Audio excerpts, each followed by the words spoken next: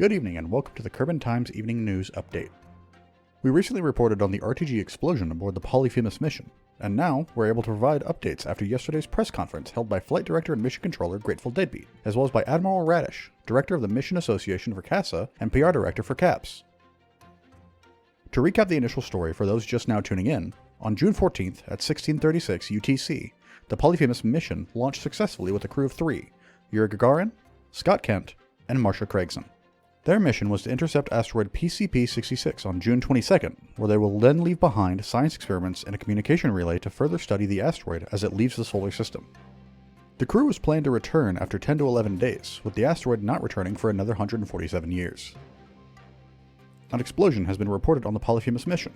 At approximately 57 hours, 21 minutes, and 14 seconds after the successful launch of the mission, a loud bang and rumbling was reported by those inside the capsule, seeming to have come from below the heat shield, where the probe equipment is stored. This same explosion was caught on the external camera that was being streamed for viewers to enjoy. As you can see, a bright flash and a large amount of dust was vented at the same time of the explosion, and is now what we know to have been the remains of the destroyed RTG. The first question on everyone's mind, are the brave Kerbonauts safe? We here at the Kerbal Times are happy to report that they are all safe and accounted for.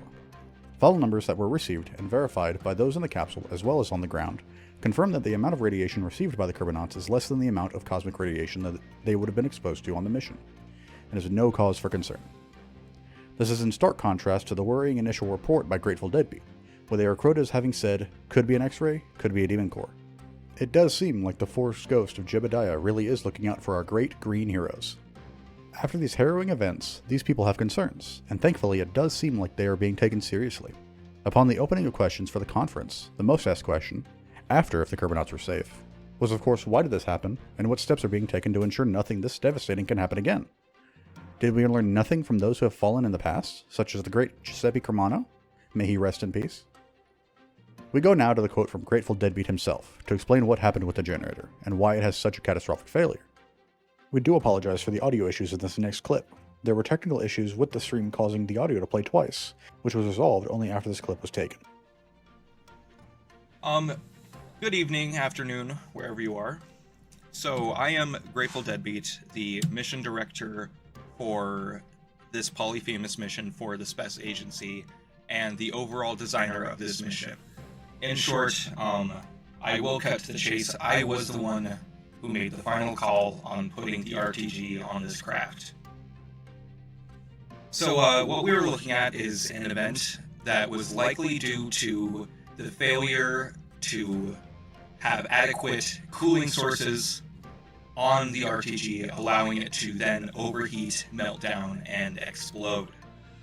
This, of course, is not part of its normal function, and we did not have a plan or any contingency for this, so we also asked if this had anything to do with the budget cuts brought about by the current administration, to which they had this to say. How does this failure have anything to do with does this failure have anything to do with the ongoing budget cuts from the current administration? Yes, so the budget cuts are really hurting us. We are, for the first time in months, below $20 million, absolutely rough. Our average launch cost is averaging out to be about $1 million a pop, so if we do not get more taxpayer funds soon, we will be running out of things before we can even send Kerbals to Mars in November. Come on, guys, we're going to send some Kerbals to Mars. We really need to get more tax money here shortly, so we'll be relying on members of the community to recommend means for fund appropriation. It seems everything has plagued this mission, from incompetent engineers to budgetary blunders. Thankfully, it seems there is something to be learned from this tragedy, as it seems Congress is currently debating adding a newly proposed law to their Spaceonomicon, Dyatlev's Law, banning nuclear power from crewed vessels.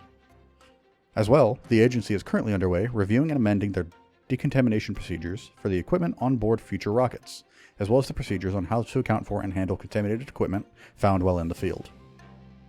While we are happy to hear about this new proposed law, as well as the updated procedures within the agency, the people have to ask, is this a step too far? Many citizens, both at the press conference as well as online, are voicing their concerns with Dyatlev's Law, and a blanket ban on all nuclear power for crewed vessels going forward. This would mean relying solely on solar and fuel-generated power, or on stored power alone, removing an incredibly useful and reliable option for power generation purely because of the mistakes of one engineer. It is put best by Mr. Secret 312 on the quote provided by them. In deep, deep space or during dark nights, solar power can't help you. Having lots of batteries is very bad for mass, and fuel cells, well, burn valuable fuel. This is not even including the fact that it would remove the usage of all extremely efficient and safe thrusters that can be used, such as the nerve engine. However, some have come out in support of the new law, going so far as to say that it needs to be passed to ensure the safety of our brave Kerbonauts. FedEx representatives have reached out to the Kerbal Times to make sure their voices are heard, having stated, quote, "All I'm saying is, I don't trust my money, and my company's money, going into an experimental energy supply which has a success rate comparable to a coin flip." They're asking the question, why should we further endanger those already pushing the boundary of what Kerbals are capable of? Should we not try and ensure the safety of our heroes, lest we lose another, or, Jebediah forbid, more? As to the question on how this event impacted the mission, we are pleased to report that no changes are expected for the mission at this time. While the equipment originally included the now destroyed RTG, additional power generation in the form of solar panels was added to the payload to ensure peak operating efficiency even in the case of an emergency. Thank you again, Giuseppe. To further prove that how this event hasn't impacted the mission, one of the Kerbonauts, Yuri, volunteered to perform an EVA to visually inspect the damage and provide comfort to the concerned taxpayers at home. Here we can see him on his EVA during the conference, and I also hear congratulations are in order. During this EVA, Yuri has officially broken the record for the furthest EVA mission in history, having traveled 1.7 kilometers away from the Polyphemus during the interview. Congratulations, Yuri. We're happy to hear that you are all in high spirits, and we wish you the best. We close today's story on a note of hope. With what could have been a disastrous event caused by a failure in planning, rushed engineering, and a tight budget, turns into a momentous occasion with record-breaking achievements and a fire in our hearts as we push the boundaries of what Kerbal kind can achieve. This has been the Kerbal Times, your source for news both on and off Kerbal. Fly safe.